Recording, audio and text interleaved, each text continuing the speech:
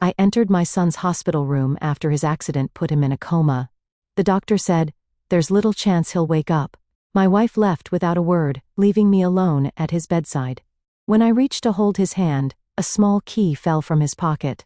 Attached was a note with shaky handwriting. Dad used this to unlock what's inside. The crash and the silence. The ICU smelled of antiseptic and despair. Machines beeped in measured rhythm, the kind that slowly drains hope from even the strongest man.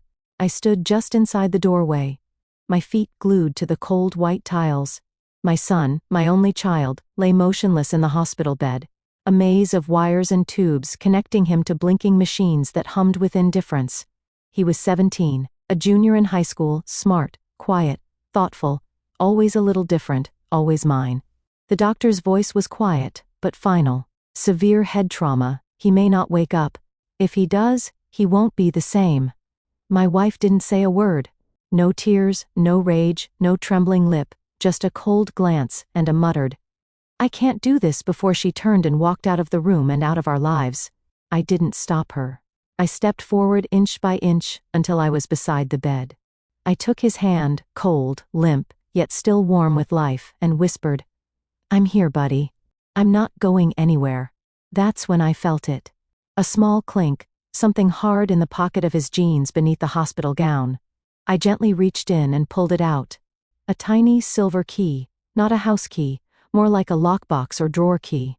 Attached to it was a scrap of paper, worn and smudged with dried sweat and dirt. Scrawled in his handwriting, shaky, rushed but unmistakable, were 6 words that made the air leave my lungs. "Dad, use this to unlock what's inside." I stared at it, heart pounding. Inside what? Where had he kept this? Why didn't he tell me? But deep down, I knew this wasn't just some teenage secret. This key was the beginning of something, and whatever it unlocked, it wasn't just about him. It was about us. Chapter 2. The Hidden Drawer. I didn't sleep that night. I sat beside my son's bed, watching the slow rise and fall of his chest. The machines whispered their cold reassurances that he was still here. Barely. I held the key in my hand, turning it over and over, trying to piece together what he could have meant. What was inside? At dawn, I finally left the hospital after whispering to him, "I'll find it, son. Whatever this is, I'll find it." I drove home, gripping the key so tightly my palm had lines etched into it. My wife's car was gone, her closet half empty. She had truly left. I wasn't surprised. We had grown distant since the move to this city. She was always too tired, too busy, too overwhelmed, and I always made excuses for her. But the way she walked out of that hospital room? That wasn't exhaustion. That was abandonment. I walked into my son's room, his sanctuary, a place of posters, books, and gadgets. He had always been a quiet, inward kid, but observant, far more than people gave him credit for. I scanned every drawer, every lockable box, every notebook. Nothing. Then, I saw it. The old wooden desk I had bought him when he was 10. He used to keep a little sketch journal in its side drawer. I opened it, and noticed something strange. The inner panel at the back didn't sit right. I tapped it, hollow. There was a seam, almost invisible. I reached in, and pressed gently, and click. A hidden compartment opened. Inside was a small black leather notebook, and taped to the inside of the panel, a USB drive. I sat down slowly, feeling a chill crawl up my spine. I opened the notebook. The first page had my son's neat handwriting. Nothing rushed this time. It simply read, "Dad, if you're reading this, then something went wrong. You always told me to speak the truth, even if it hurts. So here it is." What's inside this notebook, and on the USB, changes everything. My hands trembled as I turned the page.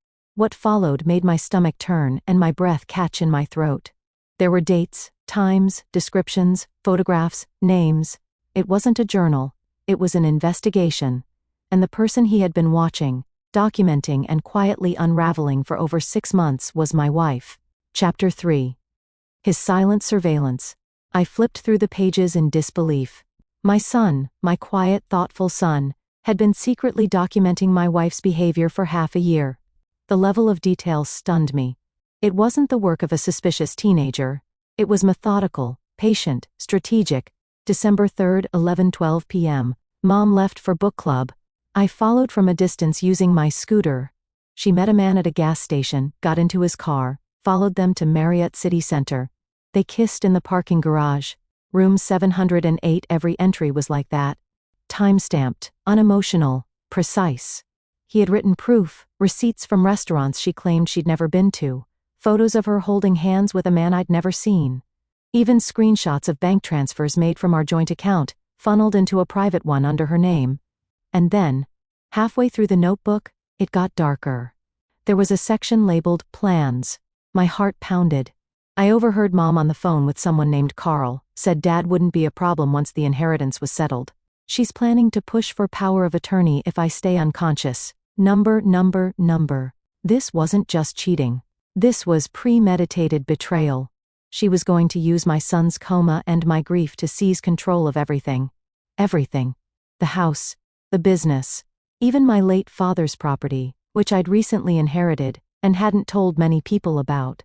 She knew, because I had told her, and now she was preparing to act like the loving mother and grieving wife while I broke into pieces. I stared at the USB. There was only one thing left to do. I took a deep breath, plugged it into my laptop, and opened the only folder inside. Its name, for Dad, Watch Everything. The first video started automatically. It was grainy, time-stamped 2 weeks before the accident. It showed my wife and a man in our kitchen. The same man from the photos. She laughed while sipping wine and said clearly, "It'll all be yours soon." He's too stupid to see what's coming. And with the kid out of the picture? Well, no witnesses, right? The man replied, "What if he wakes up?" She scoffed. "Then, he'll just think it was an accident." I felt bile rise in my throat. My son's accident wasn't an accident. And now I had proof, real, undeniable, cold-blooded proof, and that's when it hit me. They had tried to kill my son, and failed. Now it was my turn, not for revenge, but for justice. Chapter 4. The trap is set. I sat in my darkened office, the USB still glowing faintly in the laptop. The weight of what I'd seen pressed heavily on my chest, but I didn't have time to mourn. Not yet. My son was alive, barely. And the people who did this were still walking free, laughing, planning, waiting. No more. It was time to act. I copied every file, every time-stamped video, every transaction and image onto 3 encrypted drives. One for me, one for my lawyer, and one that would stay in a safety deposit box downtown. Then I reached out to the only 2 people I could trust. First, Detective Raymond Holloway. He was retired now, but back in the day he'd helped me with a business security issue. I knew he'd still have connections in the department. I didn't tell him much over the phone, just, "Ray, I need you to see something. It's about my son's accident. I believe it was attempted murder." There was a silence. Then, "I'll be there in an hour. Bring everything." Second, I called my corporate attorney, Linda Cho, a brilliant, ruthless mind who once sued a Fortune 500 CEO into bankruptcy for breaching a contract. I'd only used her for business matters before, but this time was personal. "Linda, I need to update my will, power of attorney, and file a restraining order." "Against who?" "My wife." Silence. Then, "Understood. I'll be at your office by 9 a.m. tomorrow." While waiting for them to arrive, I reviewed the hospital security footage I'd bribed an orderly to send me. Sure enough, the day after my son's coma, my wife had visited, and she wasn't alone. There he was, the man from the videos. They hadn't even tried to hide their relationship. He touched her lower back while she stood next to our son's bed. She kissed him, right there in the ICU. And then they whispered something to the nurse, walked down the hall, to the records room. I called the hospital administrator immediately. "Hi, this is Daniel Hawk. I'm calling to report an unauthorized access of my son's medical file. I have video evidence. I suggest you review your logs before I contact the press and the medical board." By the time Detective Holloway arrived, I had everything laid out, neatly categorized, and folders on a flash drive. He watched the videos. His face was stone. Jesus Christ. They were going to kill the kid, and maybe you too. This isn't just infidelity, it's conspiracy to commit murder. "Can you reopen the accident investigation?" I asked. "We can do better than that. Give me 48 hours. Don't confront her yet. Let me handle the legal side with Linda. You just keep pretending you don't know anything. Why? He leaned in and smiled grimly. Because people like that get cocky when they think they've won. And if we let her feel safe, she'll hang herself with her own rope. And so, the trap was set. I spent the next 2 days by my son's side, speaking softly to him, telling him how brave he was, how proud I was. I didn't know if he could hear me. But then, the most miraculous thing happened. Just as Detective Holloway called to say, "We're ready," my son squeezed my hand, weak, barely perceptible, but real. He was waking up. And soon, the people who tried to erase him would wish they never met either of us. Chapter 5. When the wolf wakes up, the next morning I walked into the hospital room carrying 2 cups of coffee, one for me, one for the nurse who'd kept me updated throughout the night. But all I could really focus on was him. My son. His eyelids fluttered, his hand twitched again. When I gently whispered, "I'm here, son," his lips parted ever so slightly. He tried to speak but couldn't form the words. Instead, he squeezed my fingers again. Harder this time, tears welled up in my eyes, but this wasn't the time to break down. Not yet. I leaned closer and said, "Don't speak. Just rest. You're safe now. I promise you. Everything's going to be okay." But I wasn't going to wait for karma. I was karma. Detective Holloway and Linda Cho met me at my office later that afternoon. What they brought with them was nothing short of warheads. "Daniel," Linda began, "your wife and her partner created a fake LLC using your business credentials. They rerouted nearly $700,000 into offshore accounts under shell companies." She placed a thick binder in front of me, wire transfers, falsified invoices, all linked. "You're the legal owner on paper, but you weren't the one sending them. And," Raymond added, "we just found traffic cam footage showing the boyfriend, his name's Brent Halverson, at the intersection near the crash site 20 minutes before your son's accident. He was supposed to be in another state, remember?" I nodded slowly. "But here's the kicker," Raymond continued. "Your wife's cell phone pinged at the scene too, and she never mentioned it in her report. You've got motive, access, digital trail, and an attempted murder by proxy. The DA wants a clean slam dunk, Daniel. They'll indict, but they want to catch them red-handed, so here's what we're proposing." The plan was simple, on the surface. I'd host a private apology dinner, just me and her. I'd tell her I knew about the affair, that I was willing to make a deal, that I'd stay silent about the theft and fake companies, if she simply walked away with a divorce and no claims on the business. Linda would draft the documents, Raymond would be in the next room recording everything, and the moment she admitted to any part of the scheme, boom, handcuffs, public charges, full asset seizure. The trick was keeping a straight face long enough to lure her in. That night, I called her. "Jasmine," I said coolly. "I know, about everything." A pause. "You know what?" she said. "You, Brent, the money, the companies. I'm not even mad anymore. Let's just end this clean. Come over tomorrow night. I'll have the documents ready." "You're not going to fight?" "Not if you're smart about it." Another pause. "Okay," she whispered. "I'll be there." She thought she'd won again. She thought I was crawling back, defeated, broken. She didn't know the trap was already locked around her ankles. Chapter 6.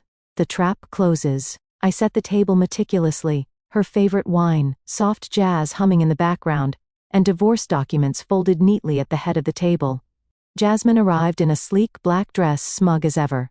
She walked in like nothing had happened, like we were just going through some amicable split after a rough patch. She glanced around, noting the ambiance. "Trying to win me back, Daniel?" I poured her a glass. "Just tying up loose ends." She eyed the documents, then sat across from me, carefully crossing her legs. "You always did know how to keep things civil. And you always knew how to hide your knives behind a smile." Her eyebrow twitched, but she sipped her wine. "So what's the catch?" "No catch. Just sign. Walk away with what you came in with. I won't even press charges for the money." "Charges?" she scoffed. "Daniel, if you had anything on me, you'd have used it by now." I leaned back. "You really think so?" Right then, Raymond Holloway stepped into the room, badge hanging around his neck. Jasmine's wineglass froze mid-air. "Jasmine Lee, you are under arrest for wire fraud, identity theft, conspiracy to commit financial crimes, and suspected involvement in an attempted vehicular homicide. Anything you say? What? Raymond gently took her arms as she jumped up. No, Daniel, what is this? You said you wouldn't. No, I said, standing calmly. I said I wouldn't press charges if you were smart about it, but you chose Brent over your own son. This is a setup. You can't prove anything. I want a lawyer. Raymond just said, you should. We have the video, Jasmine, of you whispering to Brent in the garage 2 hours before the crash. Her face lost all color. You weren't supposed to survive that night, were you? I said, neither was our son. She lunged at me screaming, but Raymond and Linda were already on her, cuffed, screaming, crying, dragged out like the criminal she was. The fallout was nuclear. Brent tried to run, lasted 2 days before he was caught boarding a private boat near Baja. The DA didn't play nice. With the new forensic evidence, text messages, wire transfers, and a doctor's statement that my son had sustained injuries before the supposed accident. It was open and shut, attempted murder, financial crimes, decades in prison. But that wasn't the most satisfying part. That came a month later. My son, my beautiful brave boy, woke up. His first word was, Dad. I broke. Right there at his bedside, clutching his hand, tears pouring down my face. I'm here, and they'll never hurt you again. Epilogue. A new kind of peace. 16 months later, life is unrecognizable, but in the best way possible. My son Tyler is walking again. Slow steps at first, shaky and cautious. But now he sprints through the yard like he's chasing time itself. His therapists say he's a miracle. I say he's proof that love and truth can survive even the most brutal betrayal. The house is quieter now. No fake laughter, no gaslighting, no locked phones at midnight, just quiet mornings, pancakes, and the sound of my son's pencil scribbling across sketchpads again. His passion for art reignited. As for Jasmine and Brent, Jasmine got 25 years. She tried to take a plea deal, but the prosecutors offered none. Between the financial crimes and the murder attempt, the jury took less than 2 hours to convict. Brent got 18 years. Coward that he was, he cried during sentencing, begging for leniency. No one blinked. Their names are permanently blacklisted. The media devoured the scandal, especially once Jasmine's double life and embezzlement became public. Even her parents, who once called me beneath her, refused to visit her in prison after the trial. And me? I started a small cybersecurity firm. After what happened, I wanted to help others protect themselves, quietly, efficiently, and with precision. Business is good. Word travels fast when your work has real teeth. But I don't chase money anymore. I chase peace. Last Christmas, Tyler handed me a card to Dad for staying, for fighting, for believing. Inside was a sketch. The two of us, fists clenched, standing in front of a lion in chains. I framed it.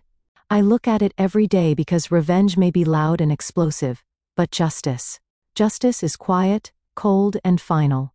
And sometimes justice looks like a father, smiling at his son across the breakfast table, knowing they made it out alive. Was this revenge perfectly justified? Tell us what you think about this story in the comments below. Like the story. If you think this story is justified, share it with someone who needs this energy, and subscribe to Lauren's story for more jaw-dropping tales of betrayal and justice. Because here, every lie has its reckoning, and every betrayal finds its shadow. Stay sharp, stay strong, and stay tuned.